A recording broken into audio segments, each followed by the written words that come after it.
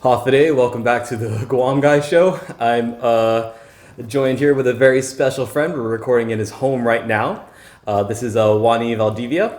He is also a freediving instructor like myself, but where he definitely one-ups me and then one-ups me even further by several degrees is he's also a competitive freediver, been much deeper than me. And he's also a doctor, not just a doctor, but literally a neurosurgeon.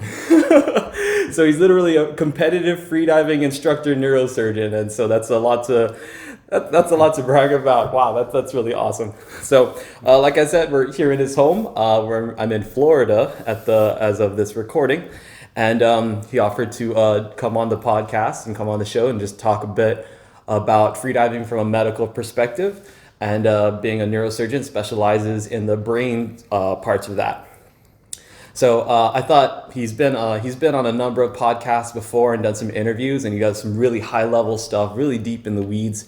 But I think there's a good opportunity here to speak to people outside of the organized freediving community, just people who freedive for fun, spearfishers, people who've never taken a course, for example. And so I'll try to keep him grounded, try to speak in like layman's terms we can all understand for the most part, or fill in any gaps. So thank you for thanks for coming on the show and having me in your home. Thank you so much. It's an honor to spend time with you finally. Yeah. We've been chatting for a few years online, and so it's very nice to meet in person. So maybe just as a recap for maybe people who haven't heard before, about the mammalian dive response, and as an instructor, I'll go ahead and take the lead on that one, and I'll have you jump in on the end. So real briefly, when you freedive, there's some physiological things that happen in our bodies. One, our heart rate slows down. That's called bradycardia. Some stuff happens with our spleen, and there's some argument on whether that counts as mammalian dive response or not. Another big thing is something called peripheral vasoconstriction. So the blood vessels in our arms and legs constrict, which is supposed to help blood pool in our torso to support our vital organs and, of course, our head and our brain. So those are some of the things we hear about with the mammalian dive response and our physiology with our body. But what happens with the brain? Is anything happening with the brain during all of that? Yeah, so there's literature describing increase in cerebral blood flow, meaning the blood flow to your brain increases during apnea. So apnea means holding your breath. Yeah. Right, during breath hold, and that is part of preservation mechanism for the brain to stay alive and to keep its architecture and memory and functions. So the brain tells your body what to do to keep it alive. Basically tells your body, give me more oxygen, give me more blood because I am important. And that's why we have this blood shift, blood going from your extremities to your core. The spleen also gives red blood cells that are fresh, and the brain, even when the content of oxygen is dropping, the brain is still getting enough because it's compensating with more blood flow, more volume, and more pressure. Okay. Very, very cool. I've heard it described as cerebral vasodilation. Is that a correct term? Yes, a fancy term just to say, or scientific term to mean that the vessels on your brain dilate. They get bigger, therefore more volume can come in. Mm-hmm. So yeah, just real quick summary. So the blood vessels in your arms and legs will narrow, and that will help the blood pool up here, and let the blood vessels up here kind of widen just to keep the oxygen circulating and fresh and give more oxygen to the vital organs, right? Correct. All right, cool. Correct. So on the note with kind of blood vessels and stuff, I heard your interviews with Donnie on the Freedive Cafe, and they take a much deeper dive. There's a couple episodes already out, so definitely go check that out, freedivecafe.com. I hope I said that right. Sorry, Donnie, if it's wrong. And you were talking about a bunch of medications, and a lot of medications we take affect our blood flows and dilations and things like that. Maybe let's go ahead and start with the ibuprofen. What does ibuprofen do in general, and then why is it a concern with freediving and spearfishing? I feel like in general, before starting a freediving journey or advancing into more depth or competitive stuff, if you're taking a medication, you should consult your primary care physician or a physician on site in person, right? Mm-hmm. In regards to particularly ibuprofen, it's called an NSAID, non-steroidal anti-inflammatory medication. So it basically prevents and halts inflammation in your body, but also has a side effect of increasing bleeding time, and that can make you bleed more in case you have any injury. In fact, in my case in neurosurgery, if we're about to do an elective surgery, which you can elect not to do, if a patient has been taking ibuprofen for within a week before that date, we cancel it because there's too much risk for bleeding. So ibuprofen helps when you are in freediving, specifically when you're having some back pain, some joint pain, perhaps some inflammation in the sinuses, etc.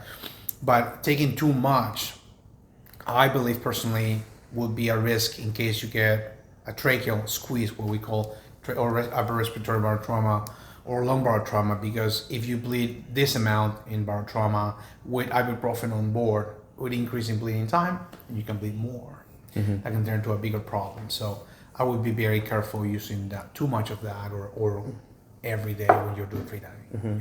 So if you haven't heard of a trachea squeeze before, this is a phenomenon that happens really just to breath hold diving to freediving.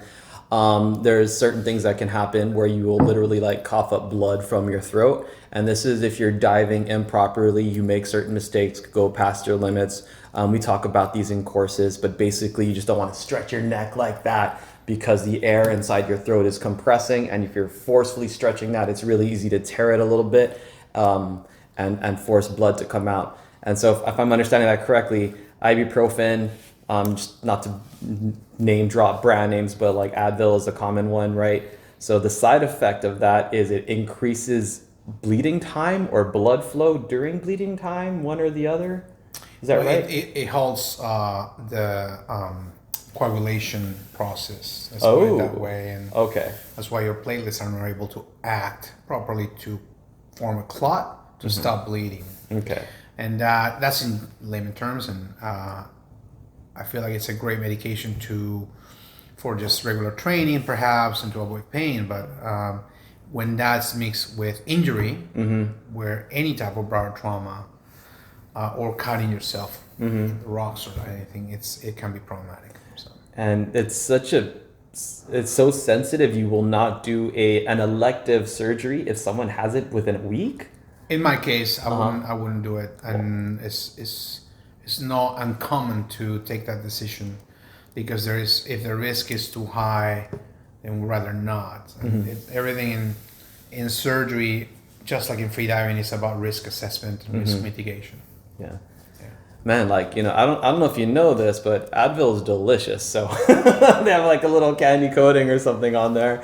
And I don't usually hesitate to take it when I have like a headache or just something hurting. So, but just as a regular lifestyle and there's no bleeding happening or anything, you wouldn't, it's okay to take it when you need it. Yes. I mean, yes, it's just, it has so much history of being good for inflammation and pain. But we are talking about freediving and putting your body through a physical and mental stress that is not common. It's not a daily, it's not made for it perhaps in many ways. So I would just be very careful with that. I'm rather conservative. So I would avoid taking definitely over 800 milligrams if you're an adult, and even taking that much before doing a depth dive where you have a risk of injury. That would be my concern for me particularly. Yeah, he said don't take more than like 800 milligrams, but that's like already prescription level dose. So I think the bottle tells you can take up to 400 milligrams at a time. So I guess that makes that pretty easy. Just take it when you need it. Don't take it if you don't have to. Definitely don't take it to freedive, I would say. Is that something I might tell my students? Don't take medicine to dive.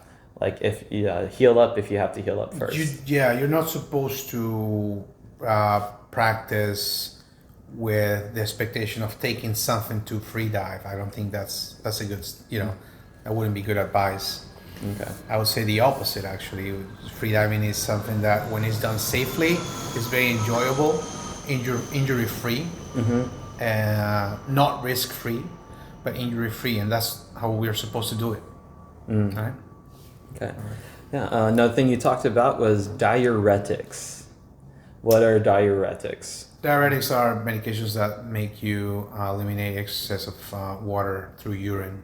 And if you're taking any of those, I will be mindful. You may want to ask your primary care physician or your internal medicine doctor, because if you are taking those medications and then you go into doing depth dive sessions where you will be having more diuresis because of the dive reflex and perhaps getting dehydrated, then that may dehydrate you even more, and that's a risk.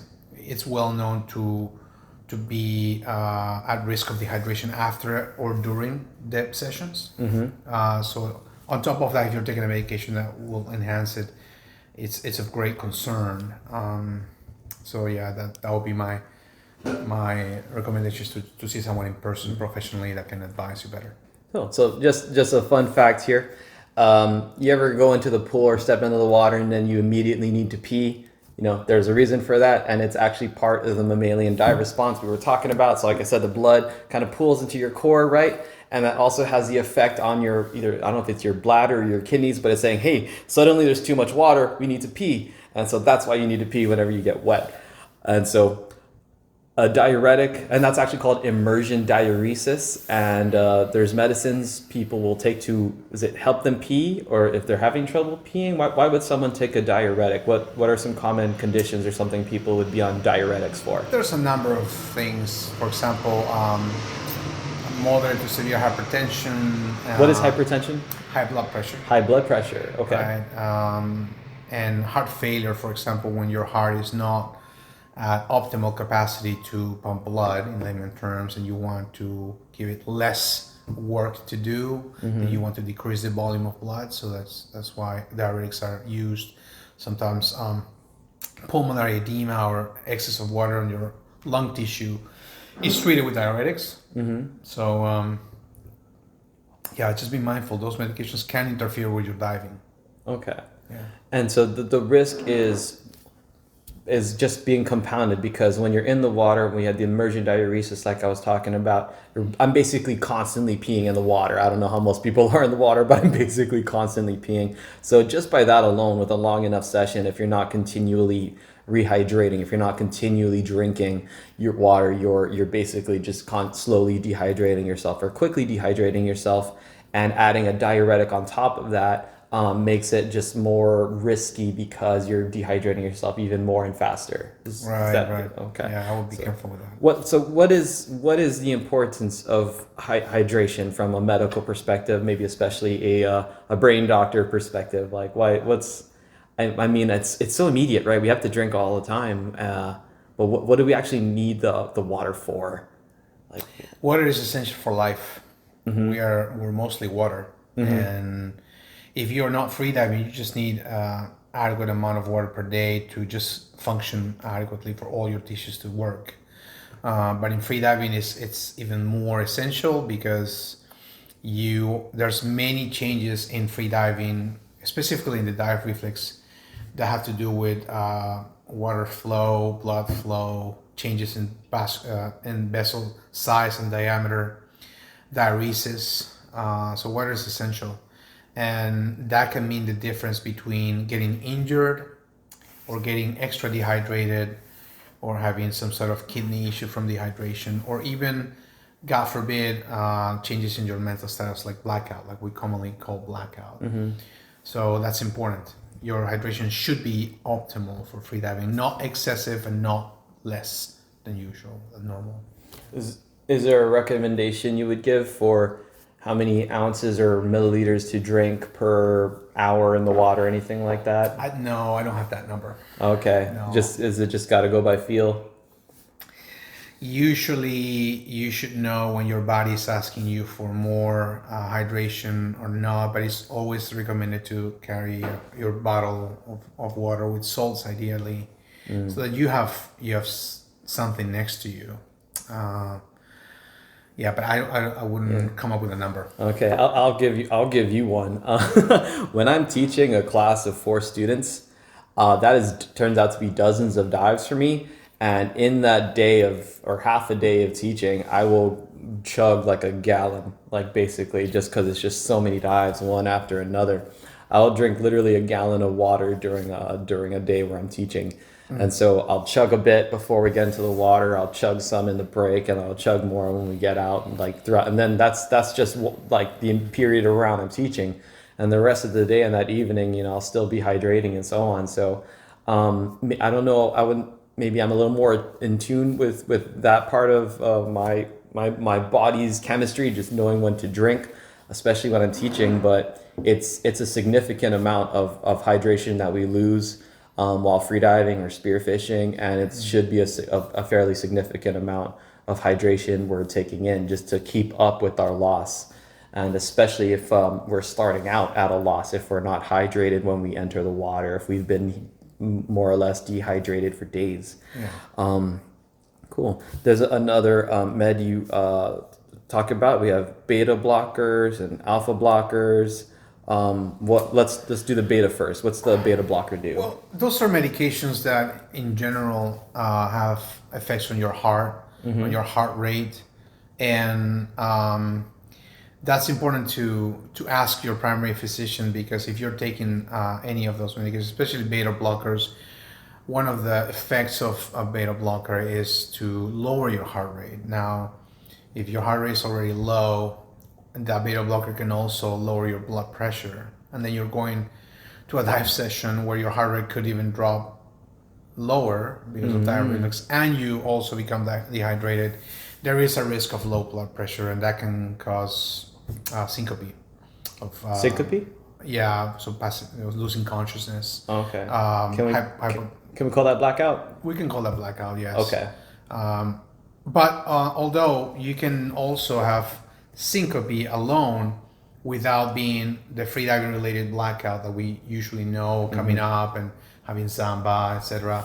You can just be so dehydrated that your blood pressure drops so much that you can lose consciousness, which is separate from blackout, what we know of blackout. So it's just important. Every time someone asks me, what should I be looking for before I start this journey in freediving and pushing more and doing more, is a look at your past medical history, what conditions you've had in the last years, what you have now, what medications are you taking, what is your usual hydration status, if you've had surgery recently.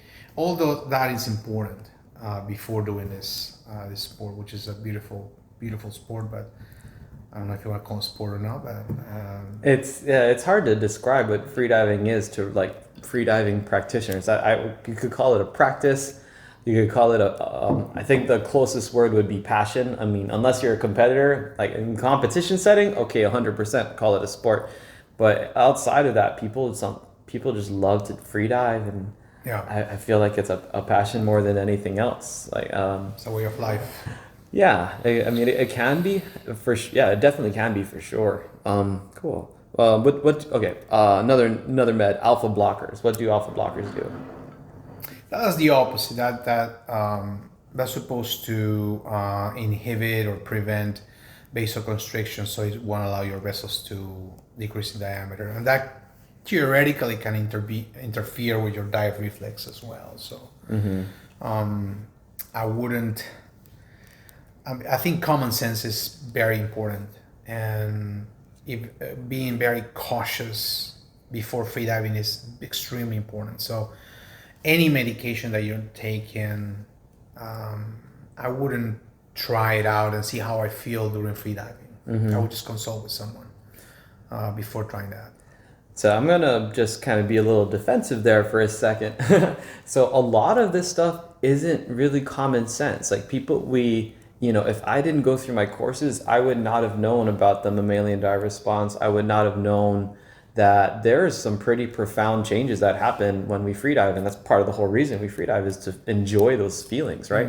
And so I wouldn't quite say it's common sense. People just think, okay, I'm just not breathing for a while and diving, and that's it. There's nothing else happening.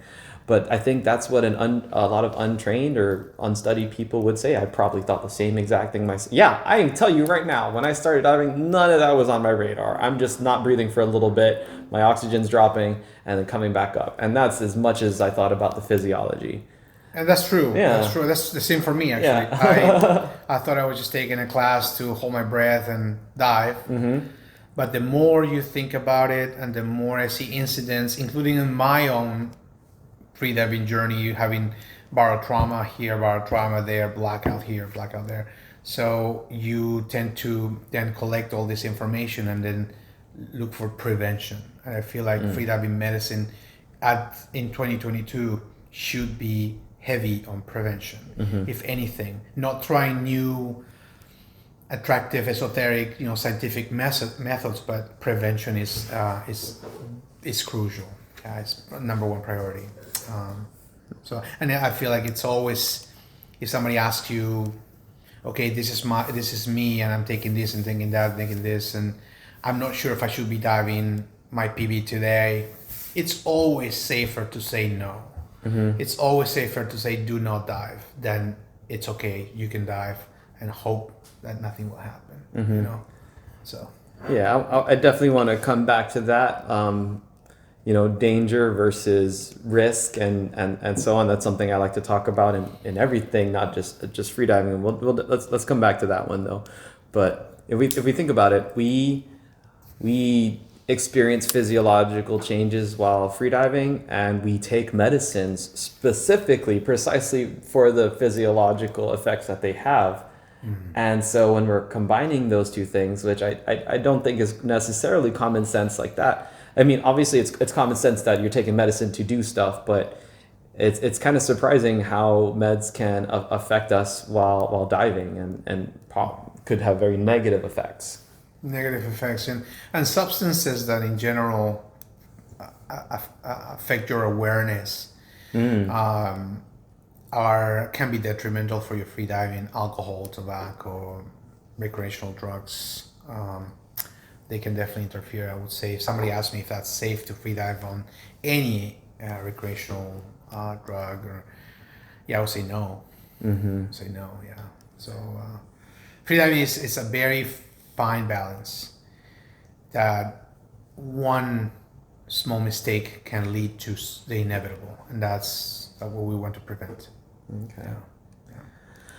Ooh, I got one more list of medication here, and that's blood thinners. Does that come under one of those other two things with the beta blocker or alpha blocker, or is blood thinners its own thing? So I want to make sure, so this is not a statement of any official statement of any agency, and there's no official statement in regards to that particular class of medications, but I feel like if you're taking blood thinners, which can be a number of things like platelet inhibitors or things that inhibit your coagulation factors in general, I will be extremely careful with freediving, because any incidence of barotrauma that can cause bleeding, which can be ruptured eardrum, it can be tracheal squeeze, that we call tracheal squeeze, or laryngeal squeeze, or even, God forbid, lung squeeze. It can turn into a bigger bleed, and that can turn into more difficulty breathing and more serious issues. So I will be very extremely careful. I'm sorry to say, I don't want to be too liberal on that. I would say, in my personal opinion, and this doesn't have to be shared with anyone, if someone asks me if they can dive, I don't know, past 10 meters or pushing limits, let's say, while taking blood thinners, I would say no. Okay. Yeah. You have to be safe. What would someone be on a blood thinner for? When they have heart stents, for example, for prior occlusion of an artery on their heart, or to prevent clots on their legs, or to prevent clots on their lungs, usually serious things. That, to me, at least now, and I don't know everything at all, to me that would be a contraindication to free dive, initially at least. Yeah, so here's why I think this is so valuable and important to talk about is, if someone does take a course, and I'm not trying to just sell my courses or anybody else's courses, but if someone does take a course, they have to fill out a form. They have to fill out some kind of medical form, and then if they have a yes answer, that usually requires them to, or in my case, always requires them to go see a doctor and kind of ask these questions and get some answers. But a lot of people, there's nothing stopping anybody from going into the water, rightfully so. It's anybody can get a mask and snorkel and fins and just start free diving with or without a class, and we've been doing that for thousands of years. And so if someone is taking some or all of these meds, then they decide to get into free diving, maybe everything will be fine, or maybe they get good at free diving and good enough to hurt themselves when there's a combination of whatever kind of issues they're going through or condition they have, combined with the physiological effects of free diving. Yeah. So, anything else on meds you might want to say, or I think, is that fair? What I said first? Yes, it is. I feel like I have to be, for the sake of the community, I have to be extremely conservative on that, because there's 50% it's just as probable that one will have a normal, very joyful dive, but it's just as probable that one may have an incident of any nature. And if you want to decrease your risks of having a complication from that incident, then you have to look at yourself, what you're taking, what you eat, what you drink, what medical conditions you have, if you've seen a doctor recently. That's really important. And it may not sound very attractive to divers, because no, it doesn't. You really want to have fun.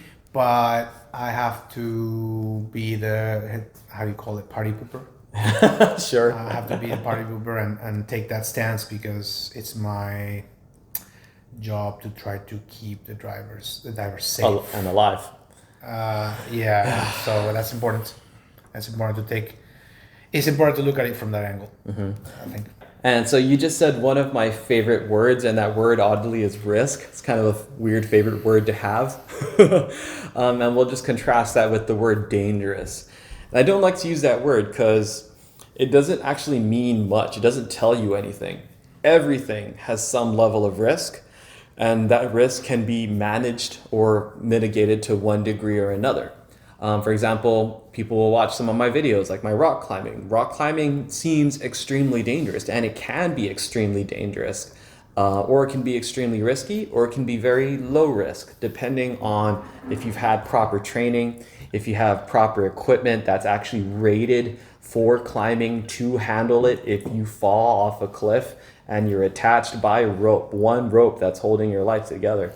And we understand these risks. Manufacturers understand these risks, and they make equipment to manage that. So freediving is much the same. It can be dangerous, it can be very risky, or it can be very safe, depending on if you've had training. Not necessarily a class, although a class would always be best, or several courses would always be best, or if you just had a really good mentor who really knows their stuff. And then just taking your own health into account. Yeah. So if you're taking any of these meds, then it could increase risk, and so the best thing would just be to manage that risk by speaking with your doctor in person. In person. Yeah. Okay. Very cool. Anything about managing risk? I'm sure more of that will come up as we continue. So have another risk we usually think about with scuba diving is the bend, so decompression sickness or decompression illness. There's a misconception that it's not possible to get in freediving, but you and I know that it's very possible and that people do get it. Yeah. And not only super deep freedivers, like have you seen any cases of freediving related? I wouldn't expect you to with where we are, but have you seen cases of decompression sickness from freedivers? Yeah. Wow. Can you describe, without naming names, unless they're public about it? Could you describe anything? No, I mean, I can tell you in general that the presentation is there's neurological symptoms and signs, meaning the diver would, if that happened, would complain of difficulty with any neurological function, like moving an arm or feeling an arm and talking, etc., or balance issues. So that the most important thing about all this, I feel like we have to make sure we're clear on not advising that freediving is risk-free, number one.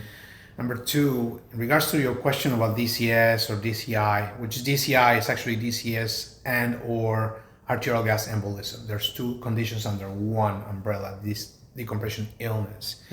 So if we talk about DCI, the most important thing is early recognition of the issue. If you don't recognize the issue and you let it linger, it can cause permanent issues, just like a stroke. If a stroke in a home or anywhere is not properly identified, it can give you permanent issues, or it can be untreated and give you permanent issues or death. In regards to diving related barotrauma, related to bubbles of nitrogen bubbles or DCI, then you have to identify it fast and soon. And how and again, I use the term common sense. You don't need to be a doctor or a nurse or a medic or anything like that to know that this may be DCI. And that's the beauty of it. You don't have to be anything or have any medical background to know that. As long as you have some information, you can say, there are some risk factors for DCI. This may be DCI. Therefore, number one, you shouldn't dive right now. Number two, we need to re-examine you or have somebody look at you. And number three, we may be thinking about going to a chamber. If you only know that, that's a lot, because you can save a life doing that. And again, you can see that there's a publicly available mini neurological exam that I designed with a little acronym. So if you run through that, then it can make you maybe a little better identifying that. If you say, let's assume it's not, that's unsafe. Let's assume it's not DCI, so let's keep diving. Let's just hydrate some. That's not as safe as saying this may be an issue. Let's try to identify it better. It's not something I actually met the guys who run the recompression chamber on Guam, and they said they hadn't actually seen a case of someone having just pure freediving related only case of decompression illness. But just to make the case that it's possible and it does happen, not just in the extreme freedivers, but let's take a famous example, a famous guy, Adam Stern. Hi, if you're watching, national record holder in Australia. And he had a case of basically diving the equivalent of fisheye for our Guam viewers. That's like 9-10 meters, about 30 feet deep. And he was just doing like 30 feet for like 2 days straight, and he got bent from doing that. Just from that. And part of that is we usually will think the bends is associated with doing really deep dives, but it's not just that, it's also number of dives, right? So sometimes we hear about spearfishers going out for hours and hours, and they don't bring water, they don't bring much water, and they're just doing dozens and dozens of dives. And so if you're watching this, definitely maybe limit it, take breaks, hydrate. Anything else you'd recommend? Maybe don't go out for hours and hours. That's my personal opinion is to respect your resting interval. Okay. Hydrate well. Know your limits, if you can know your limits, which may be a range of limits depending on the person. And watch your bottom time, ascent rate. And even following all those risk mitigation measures, DCI can still happen, and it can be unpredictable. So you have to be extra careful at those risks. That's what makes it so hard, huh? Because for us, it's so variable. With scuba diving, you get maybe a few dives in a day. I personally know someone who was actually following her watch and staying within the limits, and the limits is right there on your wrist, and she actually got bent and had to go to the chamber.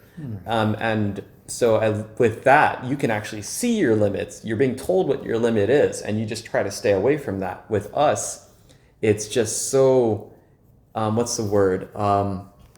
Amorphous. It's just so messy because we have how deep we're going, the number of dives we're doing, how much sleep we got. Like, yeah, let's talk about that. I know my limits, and I like to call that a myth because I'll tell you what. I don't think there's anybody more trained trained than me on Guam, and I will tell you, I do not know my own limits.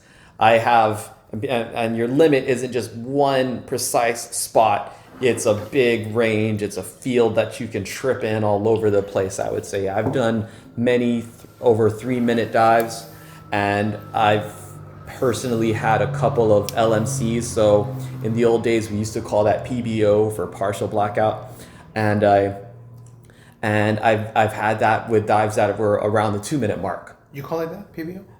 When I started freediving, it used to be called PBO, or at least it did where I was, partial blackout. Okay. Yeah. So I feel like LMC is a newer term in the freediving world. Or I took my first class in Australia 10 years ago, and they used to call it PBO back then. Okay. So I don't know if that's worldwide or if it was just where I was. First time I heard it. First time you heard it? Okay. First time I heard it, that's what it was, not LMC. But so anyway, not just to like show off, but I'll do a dive to 100 feet. I'll hang out on the bottom for a minute or so and then come up. And that's not an uncommon dive for me. I love doing that kind of dive. But there was a couple of times I did do that dive, and I had a very slight, what we call loss of motor control. So basically, not enough oxygen. Now, I'm going to check my understanding here. There's not enough oxygen getting to the brain, and the brain can kind of respond in a couple of ways. And one of those ways is it will shoot random signals to the body. So you get these little shakes like this, or big ones. Is that right? Is that one of it? I would say in layman terms, you get not adequate content of oxygen in blood per part of brain tissue, and the brain doesn't necessarily shut off completely as a response, but it may, say, malfunction. And the act of performing a motor activity, whether it's riding a pen or riding with a pen or doing the OK sign, it requires not just your muscles, it requires your brain to remember the activity.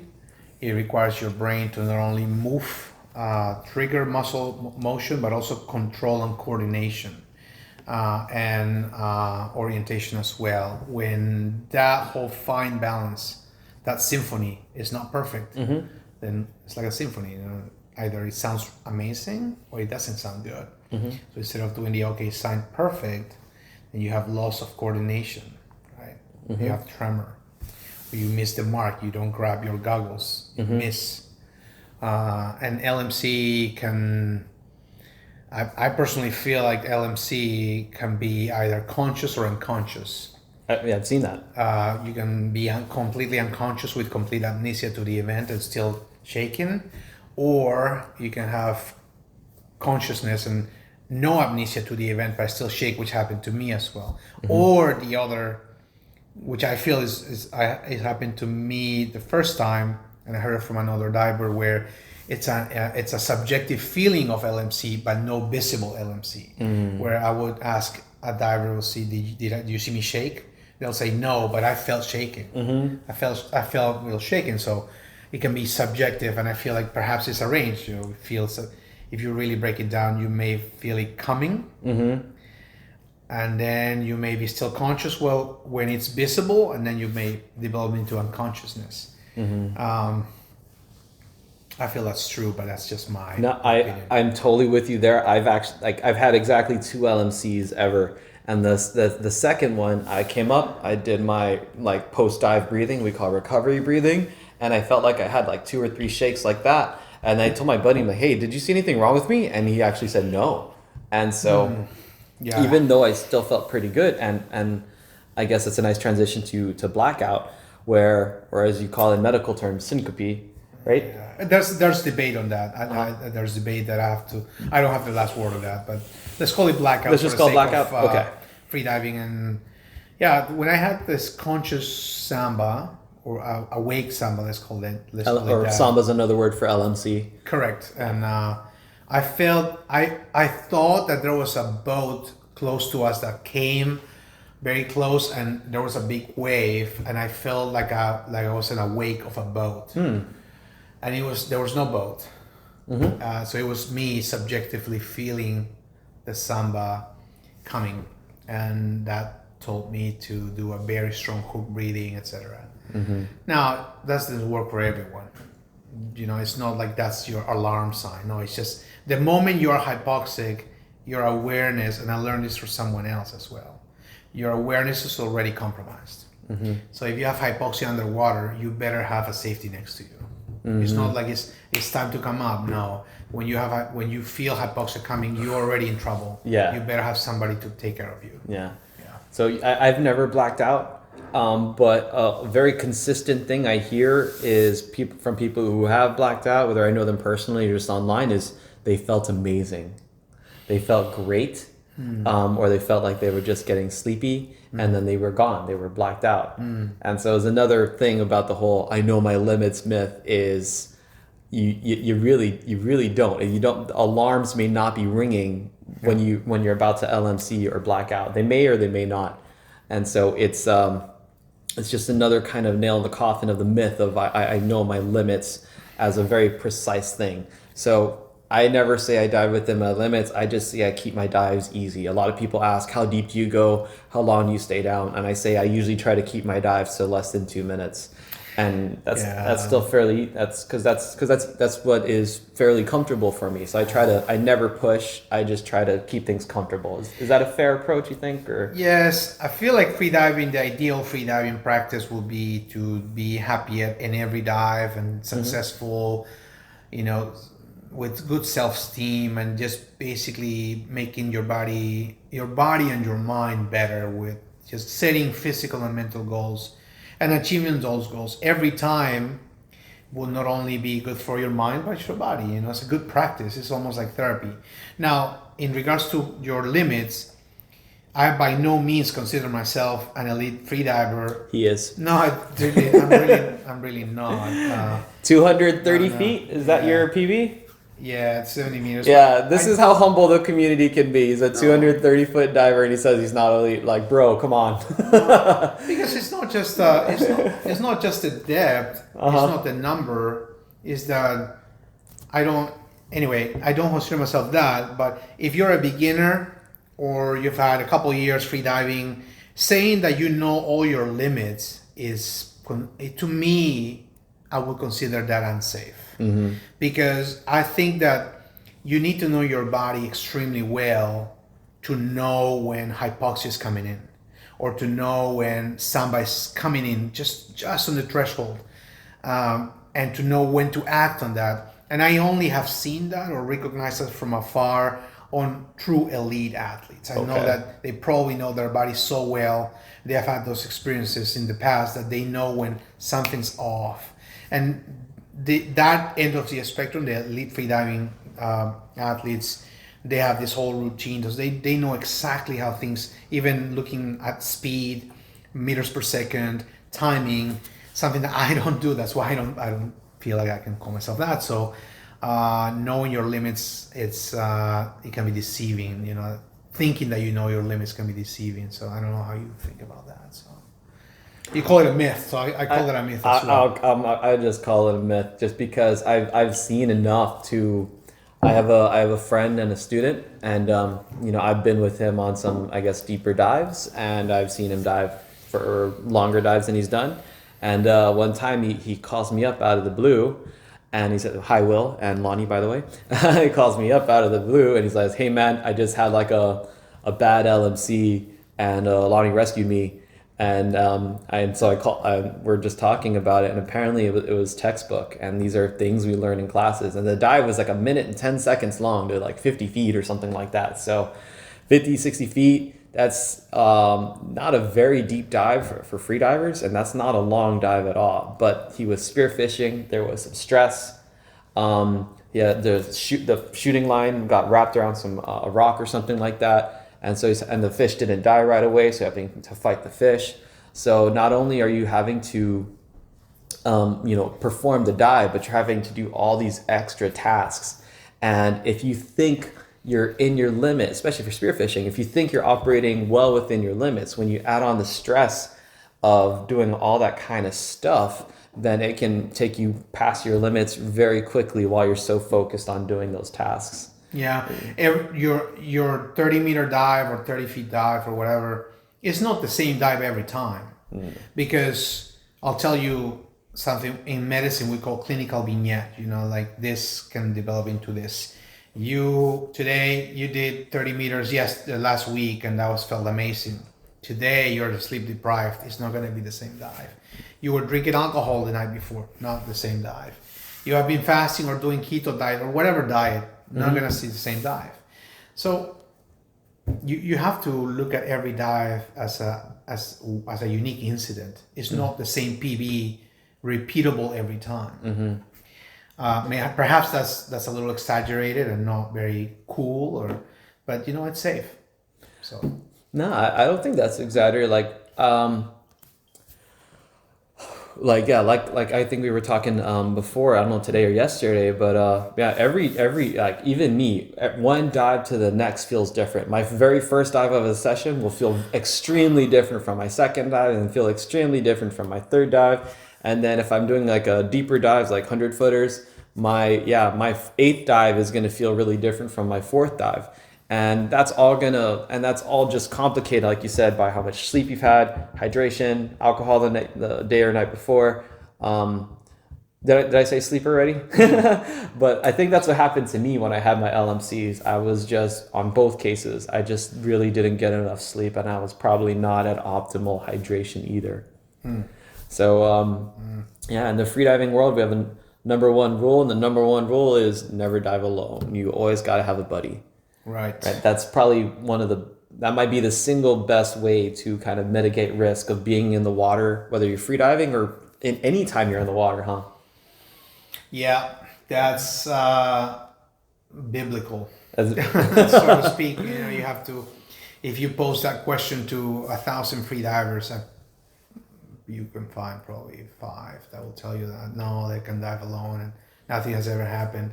But nothing has ever happened until it happens. Again, that may not sound very attractive or cool, but it is what it is. So I'm glad you brought that up. Yeah, thanks. Ooh, okay. I feel like there's something itching in the back of my brain that I wanted to get out, but it's not coming.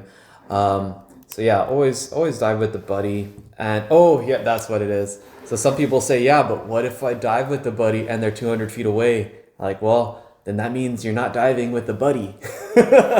Yeah.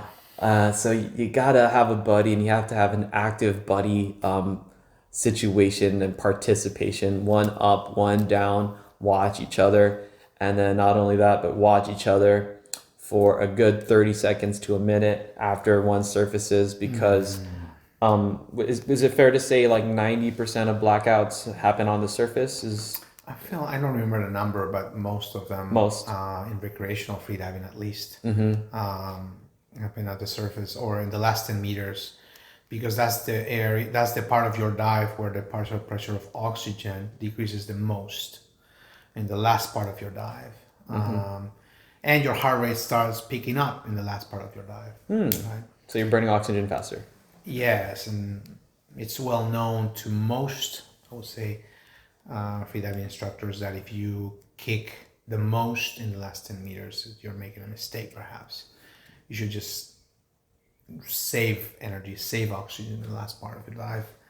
I don't know, freediving is I feel like it's such a God-given gift that we are already born with the mechanisms in your body to free dive, and what we're doing now is unlocking them, unlocking your dive reflex, unlocking your ability to have very strong bradycardia or vasoconstriction, etc., to free dive better, not to gain a target or a time, but to enjoy it.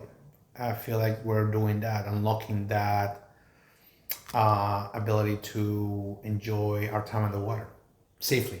Yeah. Have you had any patients who've suffered any kind of freediving injuries or anything like that? I understand your setting may not be I wouldn't be surprised if you didn't, just because with where we are and what we do. No, not in neurosurgery. No, no. Any interesting cases you've heard about?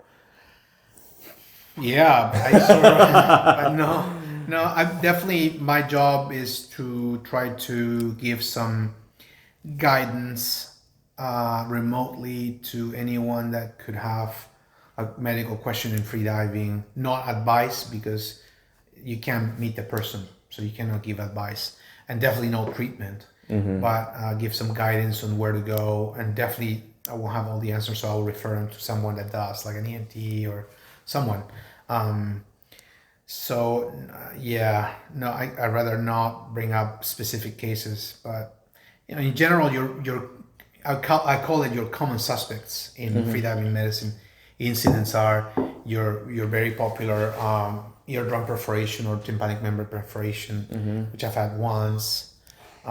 Then your common squeeze, which can be upper or lower respiratory squeeze or barotrauma.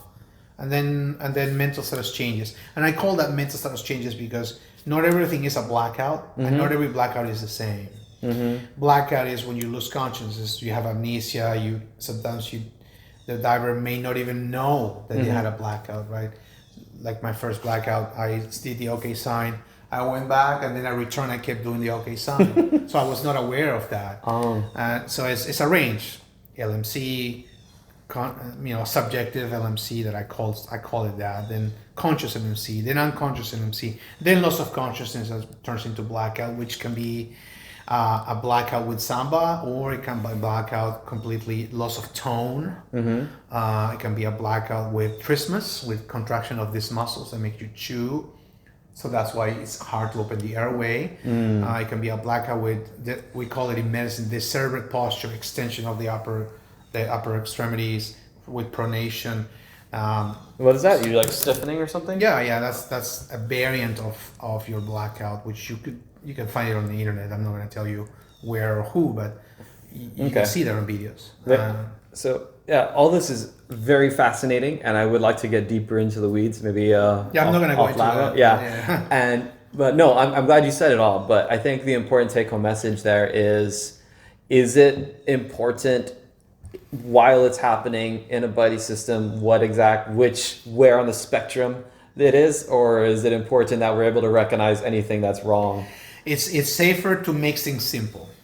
And simplifying things sometimes make it safer, because the moment you see something that is wrong or that is deviating from the normal, your awareness needs to be higher, and you need to recognize the red flags. Just like in doing the mini neuro test, you're not going to diagnose stroke or MS. You just need to know if something's wrong to get that diver out of the water, keep it dry, and assess if you need to go somewhere like a chamber. Right? Blackout underwater, if you're looking at your body and the form is wrong and the speed is getting changed and the propulsion is changing, and then you know something may be happening. So you may want to get really close to that diver as a safety. And if on the surface, if their usual surface protocol it's not the same, then you know something's wrong. So when something's wrong, you need to know, at least you either need to get that diver out, need to get that diver to the shore or to a chamber, or keep an eye on that diver, maybe get a pulse oximeter or call a medic. I feel like raising awareness on when to recognize issues is everything. So just to clarify, you wouldn't go to the chamber for a blackout, right? Unless they had some other thing, or would you go to chamber for a blackout? No. Right? No. So just for if you suspect neurological, what's the word, deficit?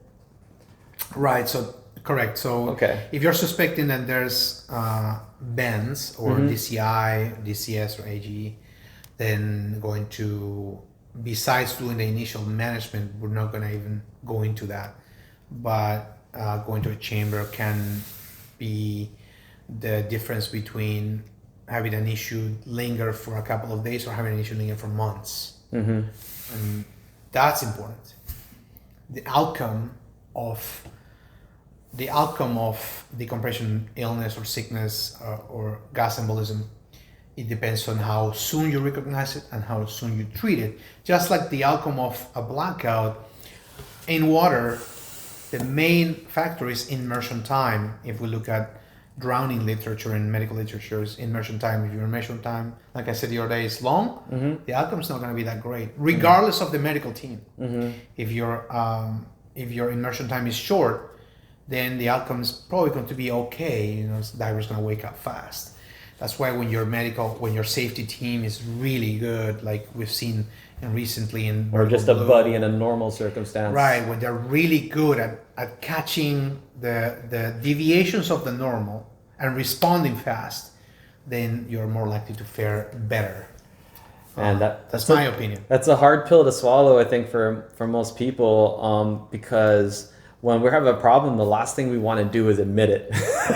We just want to be in denial. Yeah. Someone comes up, oh, I feel a little off, but I think I'll be fine. I'm just going to wait it out. But if there is any kind of neurological issue, it could just get worse and worse. What is there a window that's kind of generally accepted if where it's like 24 hours later if you feel sick? Could that be the bends? There's something called delayed or late onset DCS. Not that I've seen it, and not that I have a lot of knowledge on it. Okay. But if you don't feel well, say it to your body. If you have symptoms right after surfacing, then it's likely, according to literature, it's likely to be gas embolism. If you have symptoms within they can take 5 to 20 minutes to 30 minutes right after surfacing, it's more likely to be DCS according to what I've read. If you don't feel good, then just say it. You can either feel extremely, and we're breaking it down clinically. If you feel extremely fatigued after a dive, it may be lumbar trauma, or it may be DCS. If you feel like you're numb in one hand, it's not going away, don't just walk it off. Say something. Say something to your body. Numbness in a hand. Yeah. Wow. Okay. Yeah. If you cannot feel one side of your face, don't just walk it off or just keep quiet. You have to say something. If you can't speak very well, if you can name things that you're supposed to name, like a pen, or you're having trouble texting or driving or brushing your teeth, say something to your body, because that can save you from a permanent issue. I think that's a lot, because self-reporting in freediving, if you're a diver, it should be encouraged. It should become more popular to express to your peers, to your buddies, if you're having problems or a symptom, whether it's difficulty breathing, fatigue, dizziness, double vision, numbness, weakness. It would be much safer for you to report it and say that. I feel like if anything we can achieve in this talk is to raise awareness and have people come out and say that they're not feeling well. That's where you start. Cool. And if I could just summarize before we go. So biggest, best important thing is prevention. So that means being honest with your doctor, actually seeing your doctor if you have any issues, if you're thinking about freediving or you're already freediving. Maybe taking a class or getting some mentorship from somebody who actually knows what they're talking about, whether it's a formal class or not. Like I said, we've been doing it for thousands of years, but we've learned a lot in that time.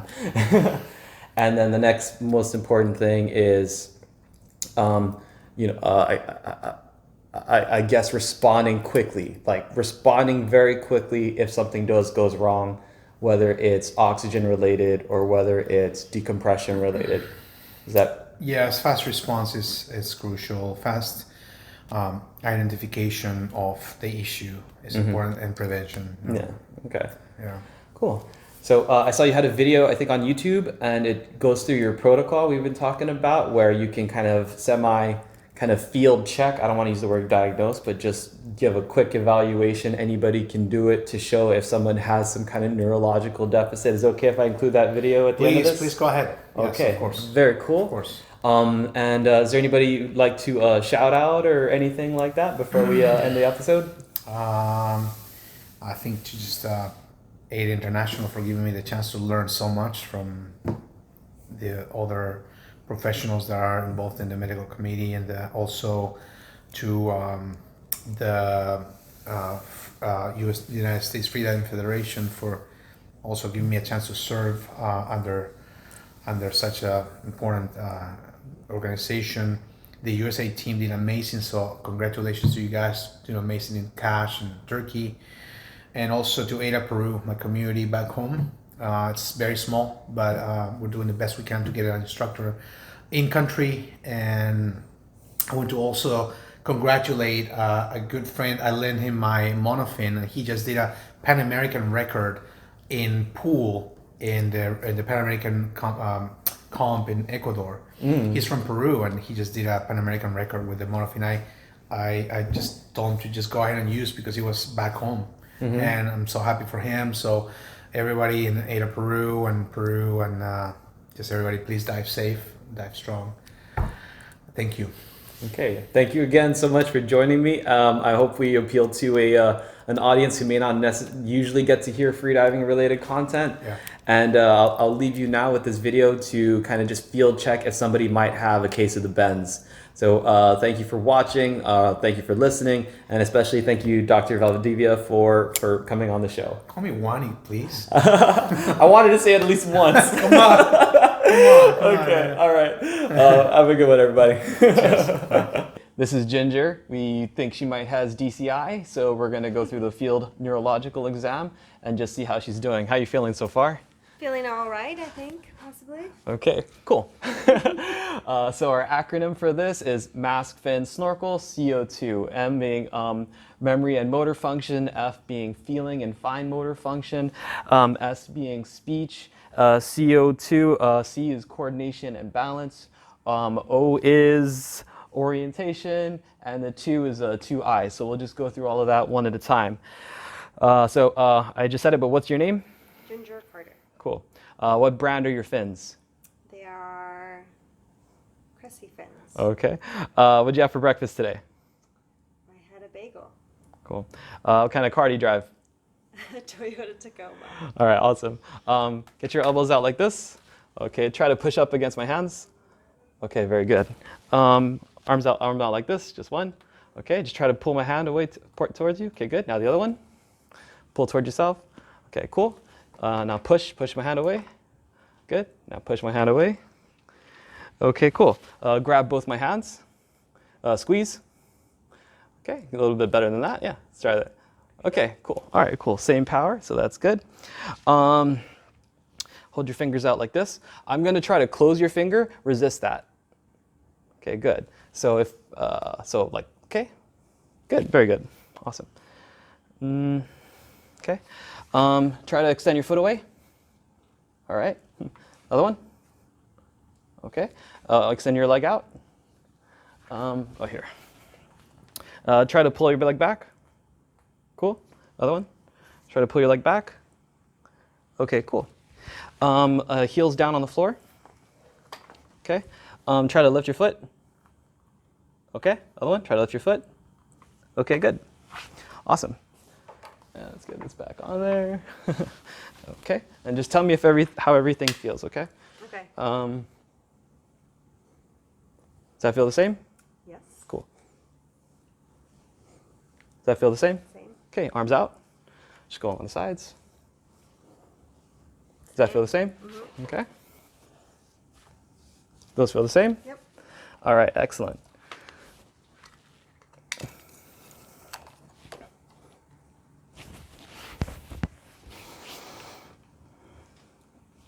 Okay, and just copy me, do this as fast as you can. Okay, excellent. Now try like this, as fast as you can. Okay, good, they're matching, same speed, all looking good so far. Here you go. I'm just gonna check another thing with your fine motor function. Just go ahead and type something for me. The Guam Guy rules. All right, those are some texting fingers right there. I wonder what it's gonna say. Well, you're out of practice, so it's a bunch of gibberish. All right, so pretty close. Well, let's spell check, figure out the rest. What else do we have? Okay, count backwards from 10 to 0. 10, 9, 8, 7, 6, 5, 4, 3, 2, 1. Cool. All right, what is this thing in my hand? A cell phone. What's on my wrist? A watch. What are these? Keys. Excellent. Okay, what do the colors mean on a traffic light? Stop. Go. What color is which? Oh, green means go.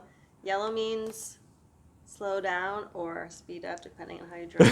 Red means stop, or on Guam it means keep going. Okay, so yeah, your speech is fine. That's what we were testing on that one, just your ability to talk. Okay, go ahead and stand up for me. Just do a sobriety test walk on this line right here. Okay, one foot in front of the other. Good. Cool. And back. All right, excellent. Go ahead and sit back down, please. Okay. So I want you to touch your nose and then touch my finger. Do it again.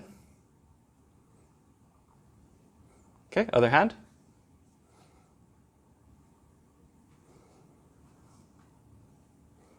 Okay, cool. What else we have here? Okay. What island are we on? Guam. What village are we in? Manilao. All right, excellent. How many fingers do you see? 1, Now? 2, Now? 3. Excellent. Okay. Look at my nose. Just stay focused on my nose. Do you see my hands? Yes. Do you still see my hands? Yes. You still see my hands? Yes. Okay, peripheral vision is good. And then finally, just with both eyes, look at my finger. Just follow it around everywhere. Excellent. Okay, and that's it. Good job. Whew.